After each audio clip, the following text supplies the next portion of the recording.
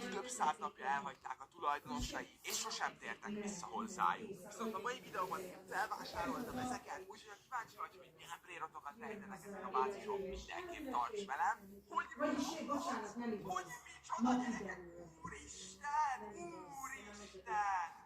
Nem igaz, ma kiderül. Na de itt is vagyunk az első fiókon, tényleg srácok, ezeket a stílöbéről bázisokat pár százal, 1000 forintért vásároltam, úgyhogy nagyon kíváncsi vagyok, hogy milyen beiratok lesznek rajta. Hát, hogyha meg tudnánk szerezni valami durvát, az egészen elképesztő lenne, de én már be is írtam itt akkor az első fióknak az adatait, úgyhogy lépjünk be és nézzük meg, hogy milyen az első stílöbérot bázis. Na és már itt is vagyunk a játékban, az első bázis előtt állok, beléptem a nagyobb útommal, mégpedig azért, hogy esetleg találunk valami értéket, az átudjam rögtön a nagy fiókomra. Úgyhogy srácok, én meg is fordítom szerintem a kamerát, és nézzük, hogy olyan milyen lesz az első bázisunk. Elfogadhatókat szerveztek ilyen ugye játékot, a tanácsot és ez a bázis olyan lucky blokkokkal, amiket már nem lehet megszerezni a játékban, ez egészen elképesztő. Azt a meg itt van egy Szigledára biciklitára, és 40 milliót termel, azt a rohadt tényleg, srácok. Mi akkor első elhagyhatott bázisok elképesztően durva, és van egy földíszítés ezen a bázison, hogyha jól látom, hogy Abdek 26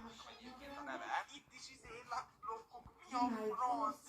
Úristen gyerekek, hát ez elképesztő. Itt vannak a Húsvéti lucky blokkok, a Hard lucky blokkok, ugye a Valentin napi lucky blokkok, illetve ezek a Leprechaun lucky blokkok, amik a Szent Patrik napi event alatt jöttek be a játékba. Srácok, szerintem ne is szarakodjunk tovább, nézzük is meg, hogy vajon mit tartogatnak ezek a lucky blokkok. Nem tudom, srácok, a srác valószínűleg gyűjtögetni akarta őket, aztán elhagyta a bázist, és nem tért vissza soha. Mi viszont megvásároltuk a fiókot, úgyhogy elképesztő gyerekek. Meg is vagyunk, srácok, azért a Szigledára a biciklitérád is áttrédeltem gyorsan, ugyanis azért szerintem egyáltalán nem nevezhető rossznak, mert nézzük is akkor meg az első darab lucky blokkunkat. Szeretnél velem élőben találkozni? Akkor gyere el június 6-án szombaton Miskolcra a videós találkozóra, de ha esetleg ez az időpont vagy a helyszín nem jó, akkor június 14-én vasárnap Marcagon is tudunk találkozni. Jegyeiteket be tudjátok szerezni a videóstalálkozó.hu, link a leírásban. Gyertek el, csináljuk egy közös képet, szerezzétek be a vadonatúj király Benz 30-as termékeket a helyszínen, valamint a vadonatúj Benz 30-as figuráról se feledkezzetek meg.